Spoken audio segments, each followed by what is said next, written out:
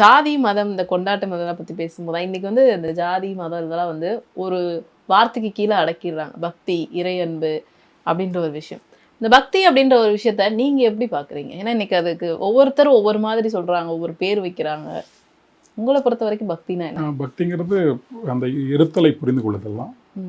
ஆரம்ப கட்டத்தில் நம்ம கஷ்டமாக இருக்கும் அப்படின்னு ஏதாவது ஒரு உருவத்தை வச்சுட்டு பண்ணுறது தான். நானும் அப்படி தான் இருந்தேன். இப்போ கொஞ்சம் உருவத்தை கடந்து என் மனசு வந்து நிற்குது. வள்ளலார் சொன்ன அந்த ஒளி கடவுளாக இருக்க முடியும். ஏன்னா கடவுள் இன்னைக்கு சமூகத்தில் ஒரு நிறுவனமாக்கப்பட்ட பிறகு கடவுளுங்கிறது ஒரு மிகப்பெரிய பிஸ்னஸாக மாறி போயிட்டார்.